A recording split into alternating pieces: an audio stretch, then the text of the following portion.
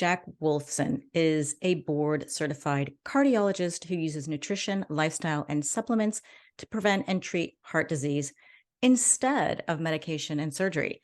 He originally spent 10 years as a hospital-based cardiologist performing angiograms, pacemakers, and other cardiac procedures, but he decided to find a different approach to treating and preventing heart disease. He completed a 4-year medical degree, a 3-year internal medicine residency, and 3-year cardiology fellowship. He also served as the chief fellow of his cardiology program, managing all of the other cardiology trainees. In an Arizona cardiology group, he was the chairman of medicine, director of cardiology, and director of cardiac rehabilitation. In 2012, Dr. Wolfson struck out on his own and he founded the Natural Heart Doctor to offer patients a holistic approach to heart care. And maybe you've seen Dr. Wolfson on US television and news programs, or maybe at one of his live events or some other podcasts and online interviews. He's been all over the world, and he is best at teaching medical doctors and practitioners from all corners of the globe. Dr. Wolfson was recognized as one of the top 50 holistic medical practitioners by the Dr. Axe website, alongside other great practitioners like Dr. Mark Hyman and Dr. Sarah Gottfried, which is a couple of my favorites. And Dr. Wolfson wrote an Amazon best-selling book called The Paleo Cardiologist: The Natural Way to Heart Health. And he continues to write as a contributing author to the Textbook of Integrative Cardiology. So it's an honor to have Dr. Wolfson on the show today to share his opinions on heart health for women in midlife. So without further ado, let's meet Dr. Jack Wolfson. Welcome. Oh, thank you so much, Zora. It's a pleasure to be on. Lots to discuss. And again, thank you so much for the intro and allowing me to share my thoughts on what it means for people to be healthy, and certainly women. Yes, we're worried about heart attacks, I think, when we get to midlife. So we're going to hit that. But before we talk about older women and heart disease, I'd like to find a little bit why you decided to go into cardiology. Like what did you find in your early experiences as a cardiologist, and why did you decide to treat these patients now unconventionally? Yeah, most certainly. Love to tell my origin story, if you will. And my origin story starts with my father. My father was a board certified cardiologist, and I wanted to be just like my father. He was my hero, and I wanted to follow in his footsteps. And I did. I became a cardiologist just like he was. And when I was having all that early success as a cardiologist in the biggest group in the state of Arizona, there are dozens of other doctors. I'm a senior partner in the group. I'm a hospital-based cardiologist. Everything's going great for me, and not so much for my father, who in his mid-50s gets diagnosed with a Parkinson's-like illness, ultimately would be labeled as PSP, progressive supranuclear palsy. So I saw the sickness all around me. I saw the sickness in my father. I saw the sickness, obviously, in my medical practice, and I saw that sickness in my father. And simultaneously, I would meet a young woman who is a DC doctor of chiropractic. And she says, let me tell you exactly why your father's sick and dying. The Mayo Clinic has no reason why my father's sick and dying, but this young, chiropractor, she does. She says he eats the wrong foods, lives the wrong lifestyle, takes pharmaceuticals, radiation exposure. And she said, if you don't want to become like him, you're going to change. And what you need to do is, with your patients, you need to become a DC. And I said, wait a second, I become a DC? I just finished 10 years of medical training to become a cardiologist. And she said, no, not DC, doctor of chiropractic, DC, doctor of cause. You need to become a doctor of cause. Again, the Mayo Clinic has zero reason why my father's sick and dying. The young chiropractor does. I decided to change my personal life, change my practice. And here I am 17 years later. And I would leave that big group in 2012, start Natural Heart Doctor. And I think what I'd like to say is, again, I know everything from a conventional cardiology standpoint, and I know the natural side, and that's the side where I practice, because that's the side that works. Okay, we're going to hit more how that works and why that works. And I'm wondering, in general, then, do women have the same heart disease risks as men? Oh, most certainly they do. Cardiovascular disease is the number one killer in men and women, number one killer worldwide, and women are definitely suffering. I think what happens is that women's symptoms are sometimes different. which leads to less of a diagnosis. So a woman goes into her doctor and says, I just don't feel right, or I'm just tired. And that could be a sign that something is going on. Men present more classically, like I'm having chest discomfort, or, I feel short of breath. And the same could be said in an emergency room where a woman shows up and just like things are just off. Maybe she has brain fog, or maybe she has fatigue, it turns out to be cardiac. There's a couple different cardiac specific problems for women. One is which is called Takotsubo cardiomyopathy, or broken heart syndrome, which is from stress. It's classically a woman who's aged 40 to 60 develops a heart attack. We do an angiogram, everything looks clear, and it's probably from a blood vessel spasm that led to it, or from a clot that happened there that led to it. But there are reasons for it. And again, it's typically related to stress that does that. And then the other is called SCAD, or spontaneous coronary artery dissection. And in spontaneous coronary artery dissection, that's what happens, is that the blood vessel lining tears. And that is the number one cause of heart attacks in women under age 50. So cardiovascular disease is a problem in women. They're suffering from atrial fibrillation. They suffer very often from palpitations. They suffer from strokes, blood clots, hypercoagulable states. And my job is to help people, prevent the suffering. So what age do you see these women mostly coming in? What's the biggest group of women coming in at what age with a heart attack, or this taka, I'm not sure how you call it, taka something?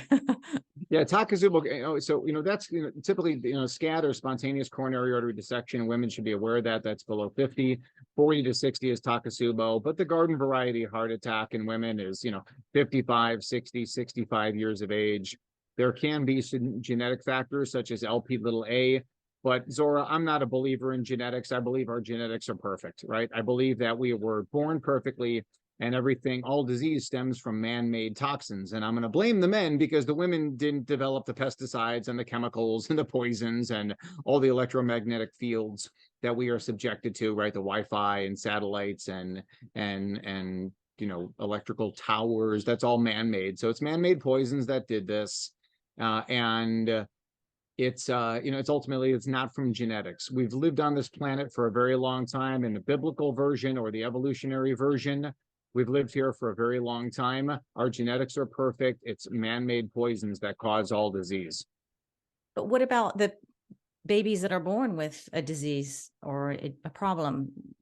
Well, if you want to talk about babies and congenital heart disease, there are genetic mutations that do happen to people, and those mutations are from violations of eat well, live well, think well. They are from lack of certain foods and too much of unhealthy foods. They're from a lack of sunshine, or an unhealthy mother, environmental toxins, pollutants. We know, for example, that women who smoke are much more likely to have a child who has congenital heart disease. We know that women who have low levels of vitamin D are much more likely to have a child with congenital heart disease. So it's 99.9% of the time, because there could be a genetic mutation that happens. But again, even that mutation would have a reason. We got to stop blaming our genetics and start blaming ourselves, and we'll move along a lot better when we do so.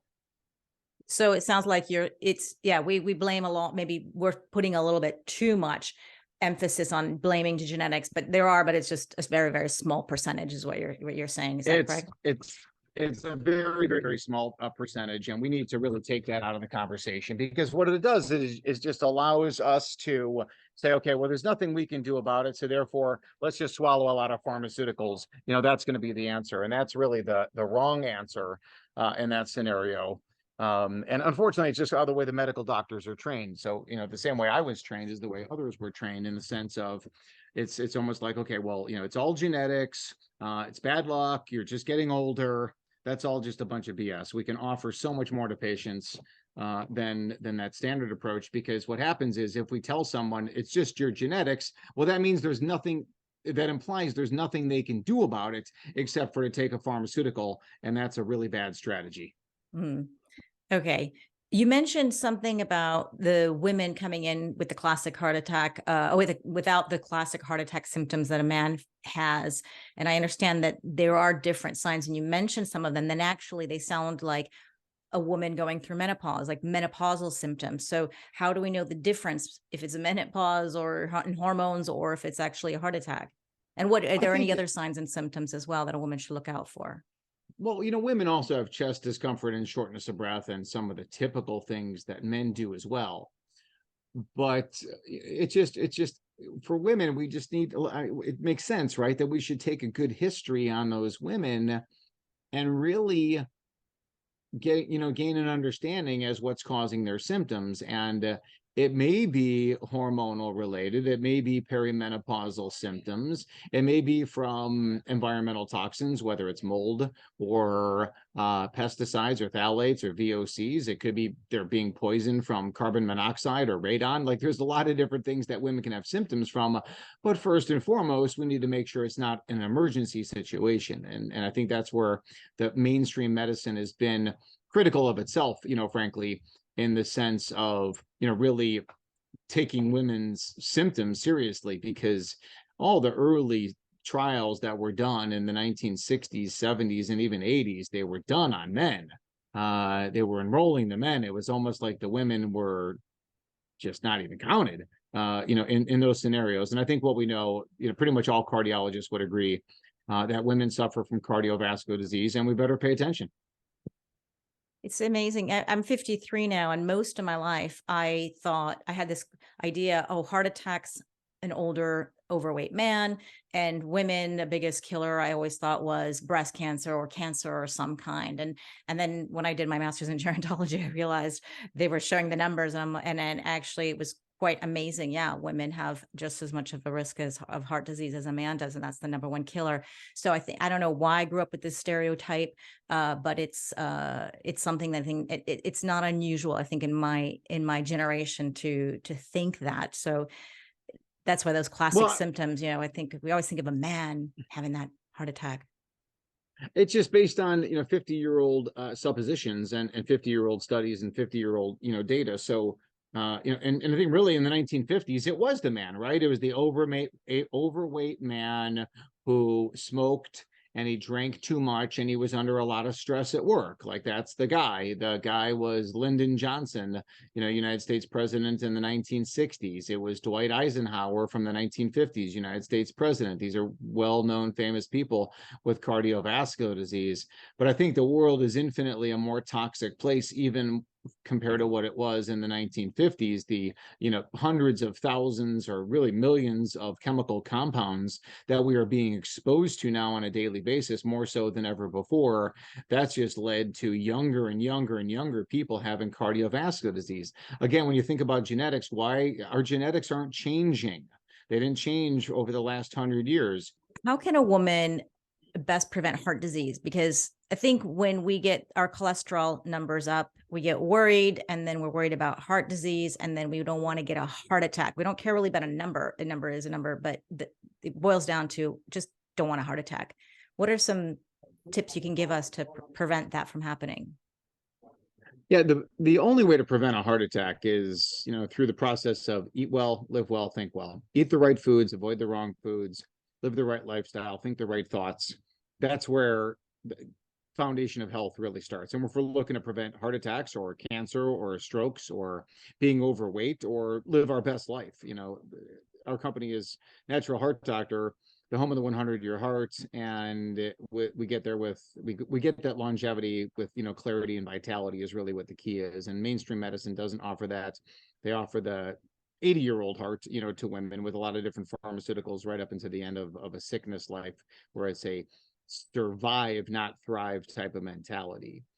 But ultimately what we want to do is, we eat the right foods.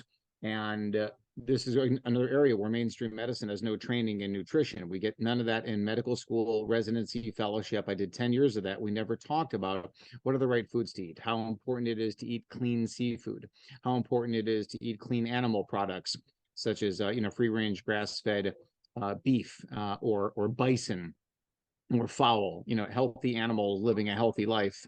And that's just our ancestral diet of where we came from.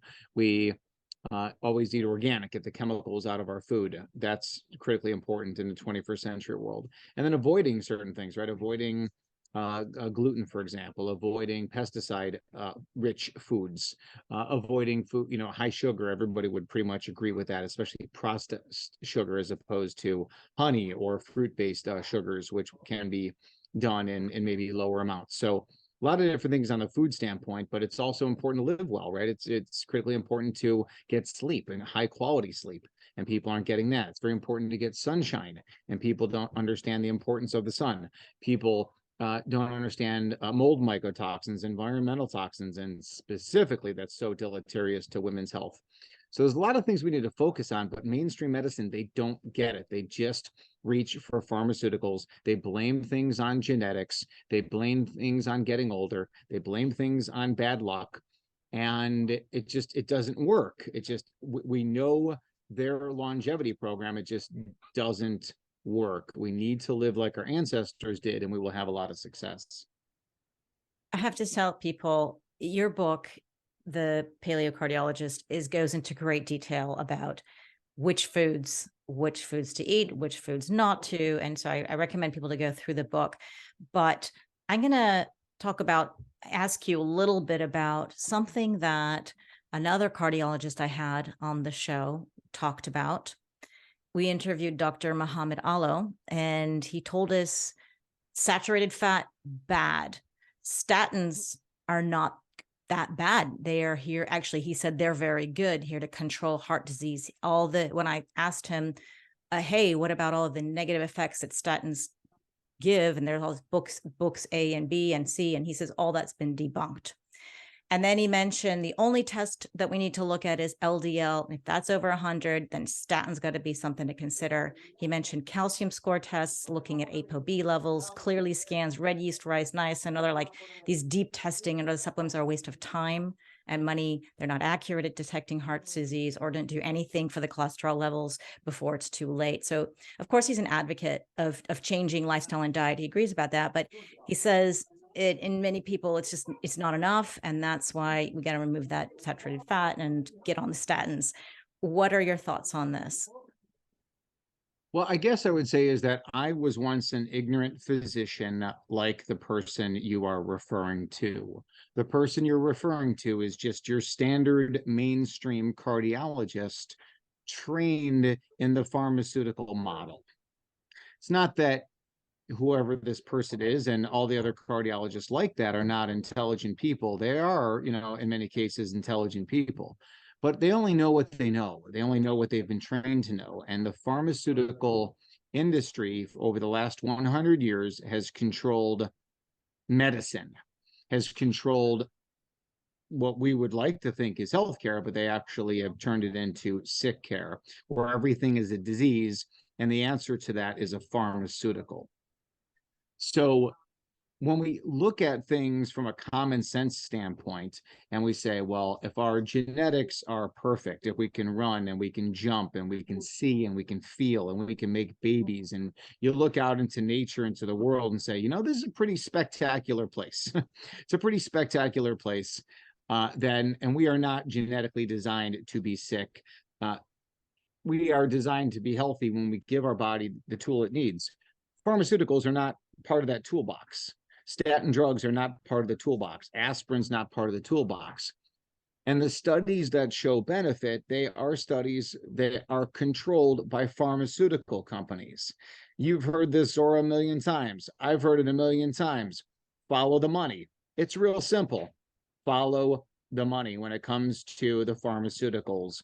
That's just how it is. So the doctor that you're referring to, if he's a cardiologist trained by mainstream cardiologists, that's all that he knows. So he would say, well, cholesterol is bad. Well, if cholesterol is bad, why does the human body produce it?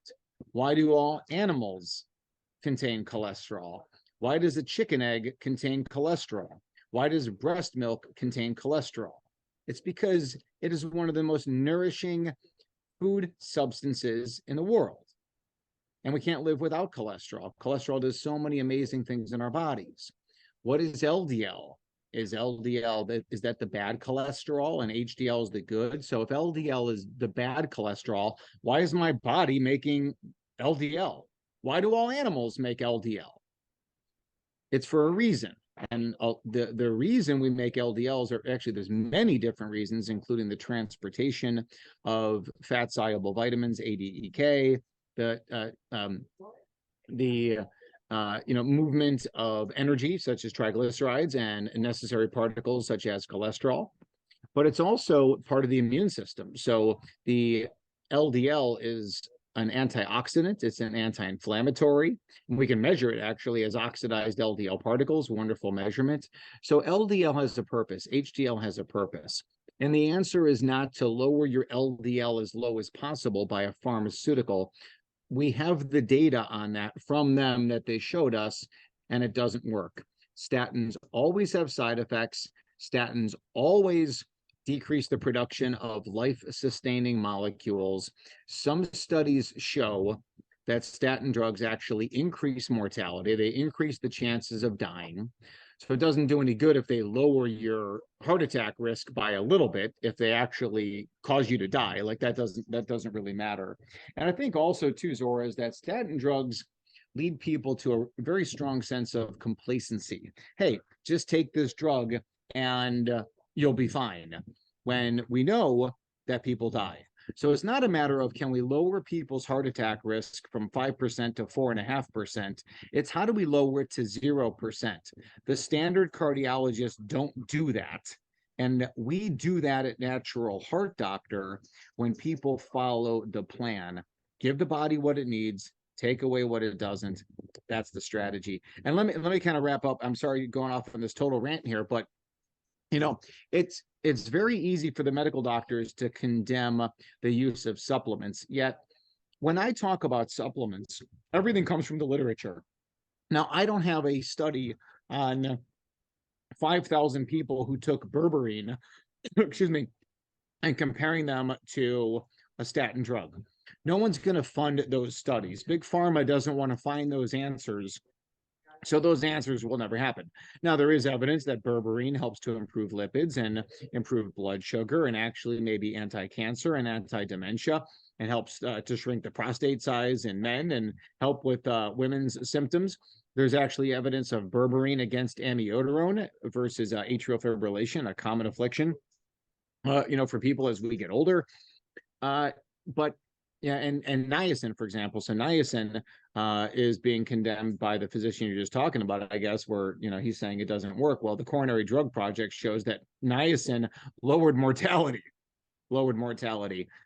So yeah, I mean, ultimately, we know that things like multivitamins have evidence.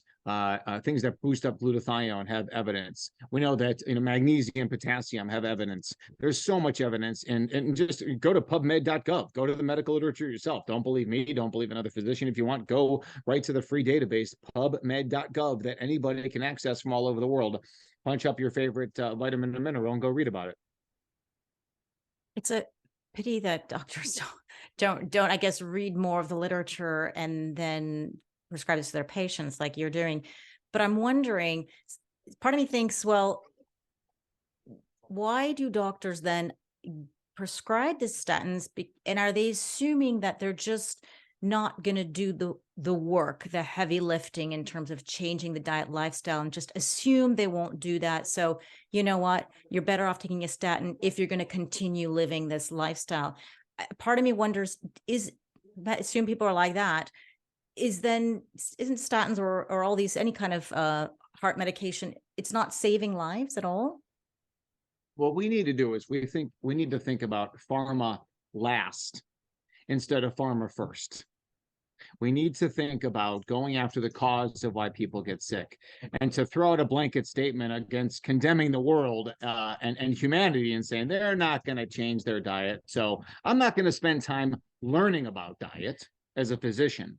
I'm not going to spend time learning about lifestyle because people aren't going to really sleep better or get more sunshine or avoid environmental, chemicals or pollutants. Or why would I tell someone to stop, consuming pesticides? Because they're not going to do it.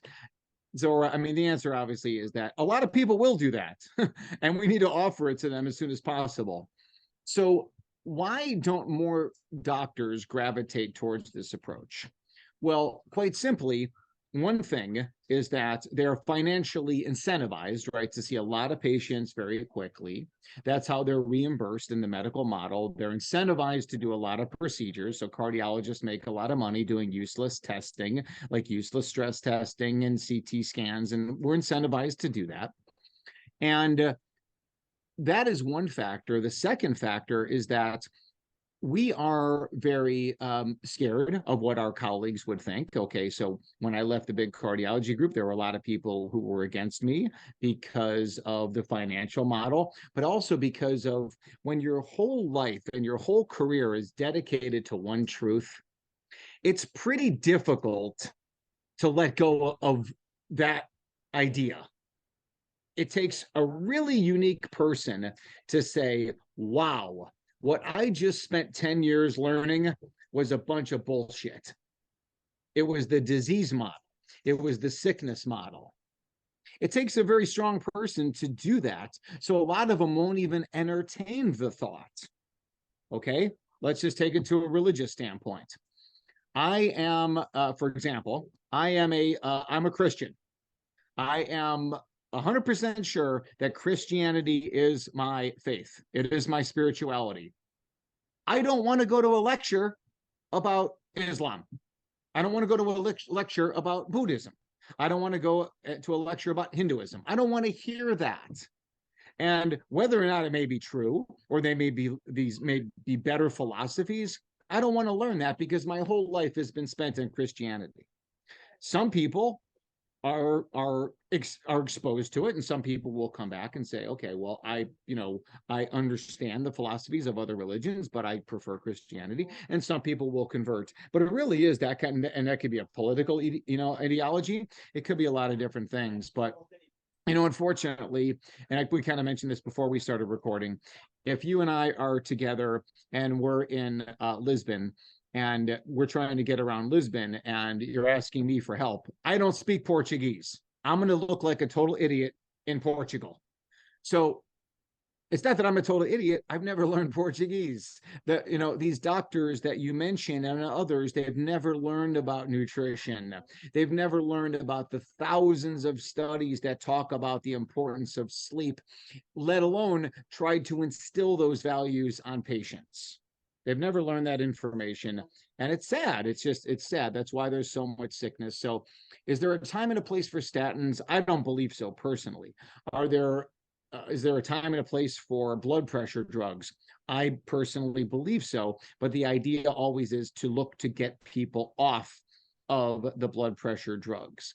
If you are going to undergo chemotherapy, you want to know, does the chemotherapy work? Don't tell me take it or I'm going to die. I want to know, if I have breast cancer, what percentage of people who take chemo will be alive in 5 years versus what percentage of people who don't take chemo will be alive in 5 years. If you tell me, if I take chemotherapy 5 years from now, 90% chance I will be alive. If I don't take chemo 5 years from now, 10% I'll be alive. Hey, give me the chemo. I'd be pretty foolish. But we're talking about in chemotherapy, in many cases, and in cardiovascular disease, we're talking about teeny tiny, quote unquote, benefits, always with toxicity. But the studies are all done by big pharma, a multi-trillion-dollar industry. Zora, there have been bad people with one motive, two motives: money, control, power, greed. They've been around for thousands and thousands and thousands of years. They will always be around, and we will continue to fight to spread the truth. Well, okay, we got something to think about here. So then you're going to have to let you go in 3 minutes. I kind of, what I'm hearing is high cholesterol is not bad. Don't worry about it. Is that true? High cholesterol can be a sign of a problem. And there's more advanced lipids, like you mentioned before, ApoB, ApoA. That ratio is the most predictive factor. But if we deem that cholesterol levels are high, or we say LDLs are high and HDLs are low, we need to always figure out why. There are pharmaceuticals that will shut that down. But do they meaningfully extend lives? No. Do they meaningfully prevent heart attacks and strokes? No. Do they give us a false sense of security? Yes. If your cholesterol is high, you know what, Zora? I can remove your liver and throw it in the trash can, and your cholesterol levels will go down to 0 and you'll die. That's not the answer. We always want to figure out why people are sick. And it's so easy to default to the cholesterol hypothesis or theory because that's what they've trained us to think. And that if there's nothing we can do about it, and well, try diet. Well, diet didn't work. Try exercise. Exercise didn't work. Then take this pharmaceutical. But it's not the answer. And it's never going to be the answer. And we know that from the medical literature, it's not the answer. We know it from their studies. If you look at a trial called All Hat LLC, done on people, primary prevention, statin drug versus placebo, people aged older than 65, more people died on statins. If you were 75 and older, 34% more people died in the statin group than the placebo group. Sparkle, more people died. Fourier trial on PCSK9 inhibitors, more people died. Torcetrapib was a study looking at a particular drug to boost HDL, and it lowered LDL. More people died. And the original statin trial, AFCAPS, TEXCAPS, more people died in the statin group. But the medical doctors are so brainwashed into that one particular paradigm that they're missing it. But again, it's the only way that they've been trained. So what are these doctors going to think? They're going to defend it tooth and nail, just like a Christian would defend Christianity or a Buddhist would defend Buddhism. That's just the way that it is. Then everybody's got to do their due diligence, because every doctor that comes on this podcast, we all have studies, showing, proving whatever it is that we're saying. So in the end, like you said, go to PubMed and read it for yourself, and then you can make your decision. I have to let you go and go ahead. Well, first of all, let me say this, is that we should be in a free world where we can have these conversations. That's the most important thing, is to have the freedom of speech, to let people decide what's the best way. Because yes, other people have opinions different from me. I would prefer that we have a conversation to talk about, okay, well, I had a heart attack, or I am concerned about having a heart attack. Let me hear different plans of how to recover or to prevent another or to prevent the first, or I've got a family history. Let me be free to have these conversations. So, for example, if you live in Afghanistan or Pakistan, you're probably not going to have, there's not going to be the freedom to have conversations about anything else besides Islam, for example. But we need to have freedom to have these conversations. That's number one. And if they want to talk about all their different, I'm not trying to shut them down because I'm not afraid of them. I don't believe in their truth. But we need to have these conversations. That's number one. Number two, I would say just follow common sense.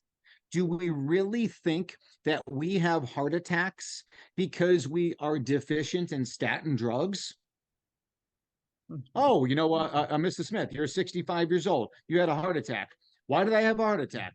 Well, turns out, again, you're getting older, it's bad genetics, bad luck, and it's statin drug deficiency. You were born without Lipitor.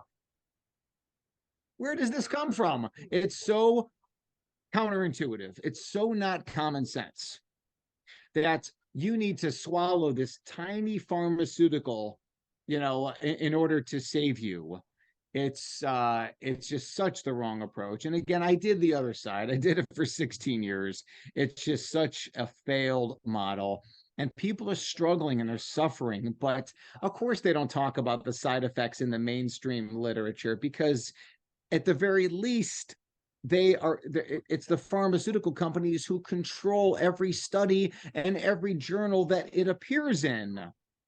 But yet, when you talk to people, my practice, Zora, is full of thousands of people many of which have been on pharmaceuticals and had side effects or other effects from them. Are they all crazy? Are they all liars? Are they just, charlatans and wearing tinfoil hats? There are people who their body said, you're filling me with a poison, with a chemical. I don't want to take this poison. So again, God bless men and women who work in emergency rooms and trauma centers. Thank God for them. They're amazing people doing phenomenal work. But when it comes to prevention, the medical doctors, like the other medical doctor that you mentioned, they have zero for prevention. Statin drugs are not prevention. CT scans and clearly scans are not prevention. They, again, all the pharmaceuticals and routine stress testing, that's not prevention. Prevention is by eat well, live well, think well, doing the most advanced testing in the world, test, don't guess, evidence-based supplements, and other biohacking strategies. And that could be sauna, it could be cold therapy, it could be IV therapy, it could be hyperbaric, it could be ozone. It's very simple for mainstream practitioners to admonish all that stuff and say, oh, there's no evidence. There is no evidence that the sun is good. There is no evidence that sleep is important. There is no evidence that pesticides and mold mycotoxins and other environmental toxins are dangerous. Just because they haven't seen it doesn't mean it's not true. And it's sad. It's sad that we're even in this situation where, we're having to deal with a multi-trillion-dollar cartel that controls everything.